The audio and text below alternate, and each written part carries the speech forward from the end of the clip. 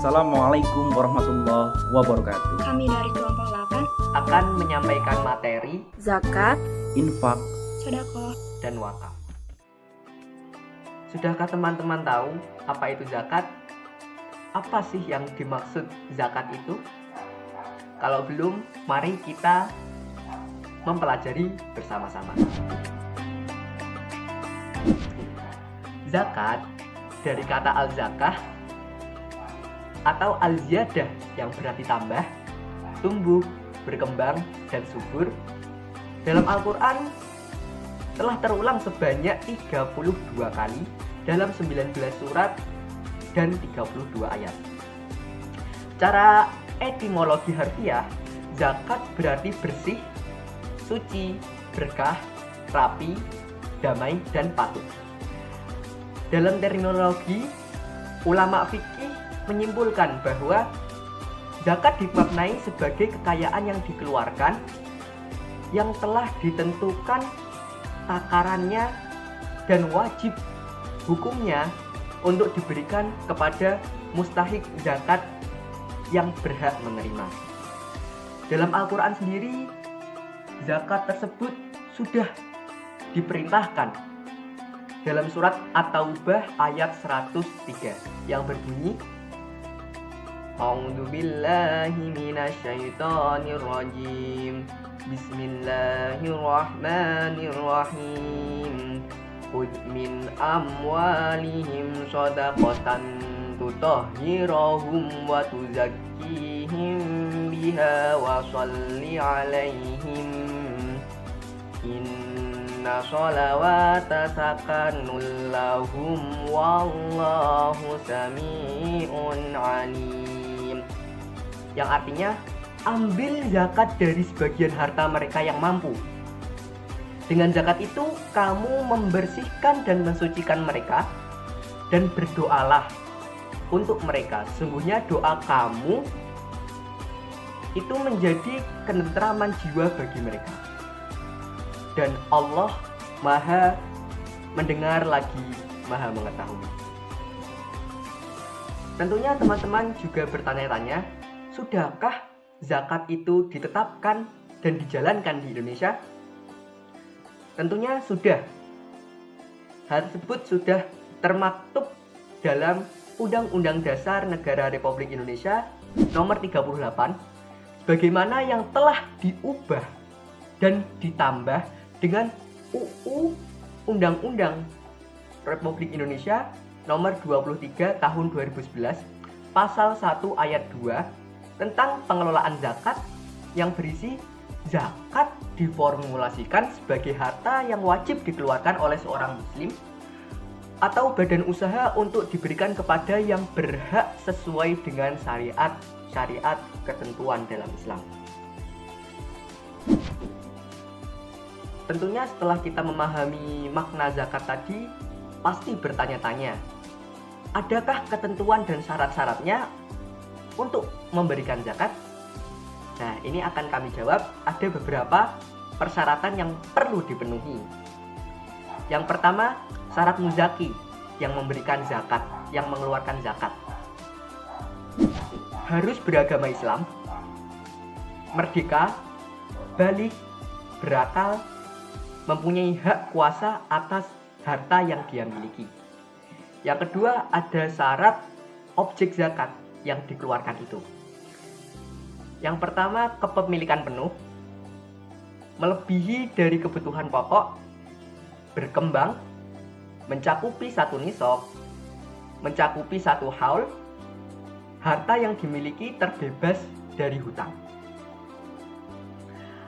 Adapun rukun-rukun zakat yang harus dipenuhi. Yang pertama, proses pengeluaran hak milik dari sebagian harta wajib. Yang kedua, penyerahan dari muzaki yang mengeluarkan zakat kepada amil. Amil itu adalah seorang atau lembaga yang mengelola zakat yang diterima. Yang ketiga, penyerahan dari amil kepada mustahik. Mustahik seorang yang menerima zakat. Nah, adapun jenis-jenis zakat dan dibagi menjadi dua.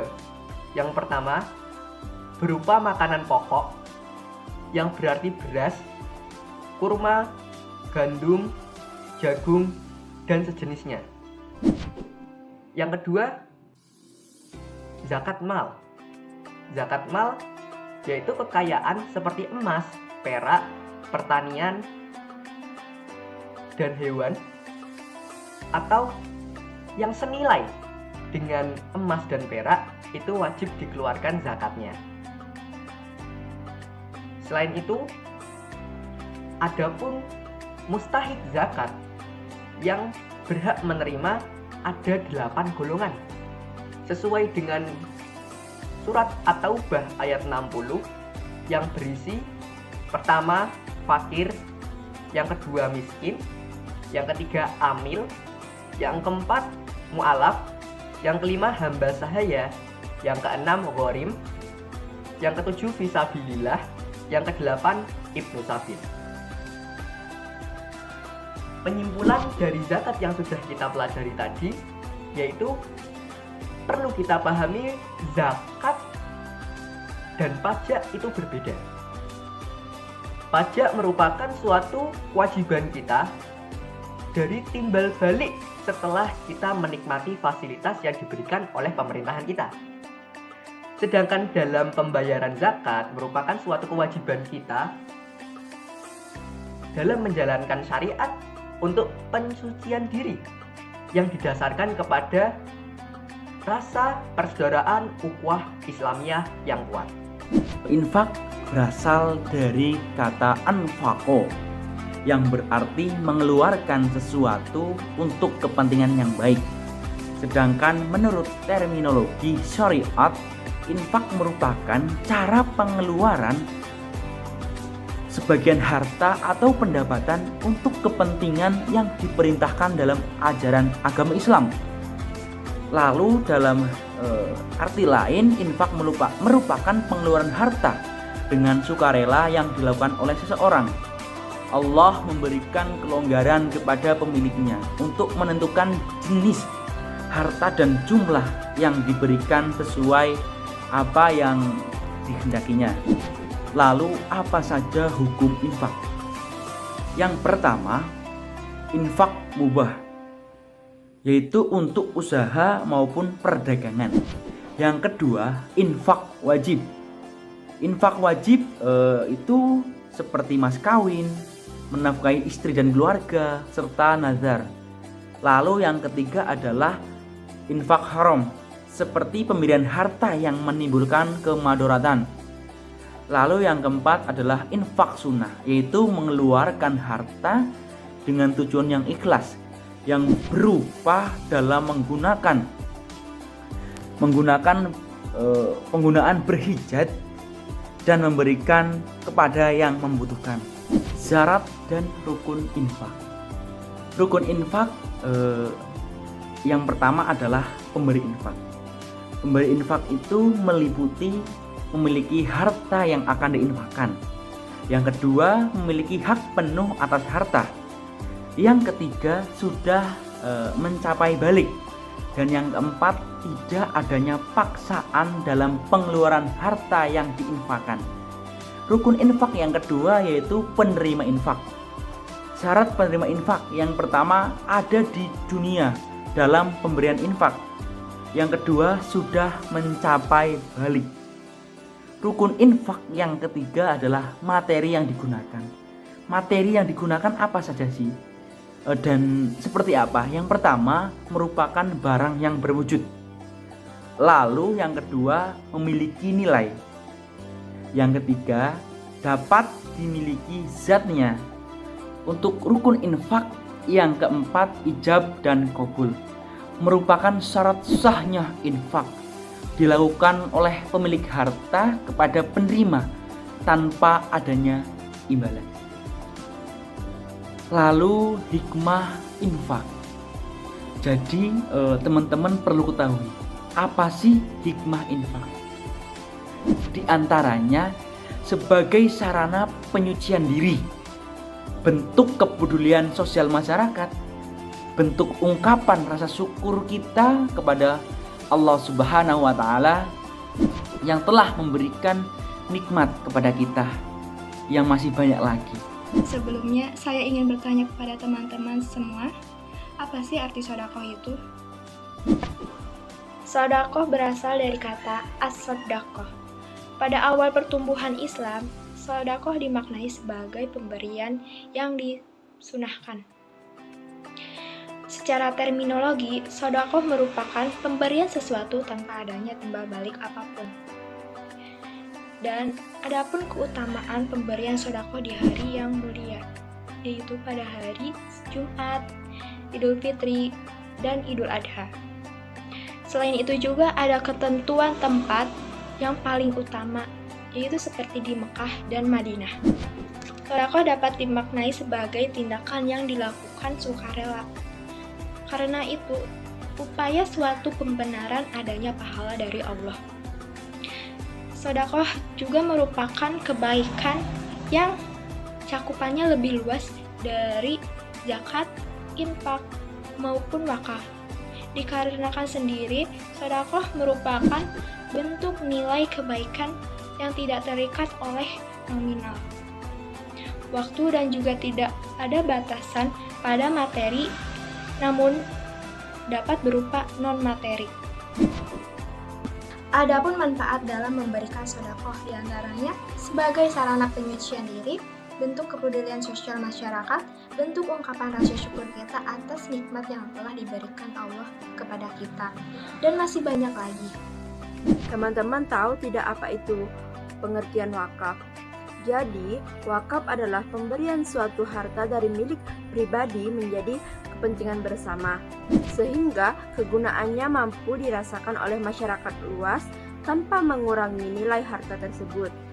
Dan hal-hal yang harus dipenuhi dalam melakukan wakaf atau syarat wakaf itu ada 4, teman-teman, yaitu pertama, dengan adanya wakif.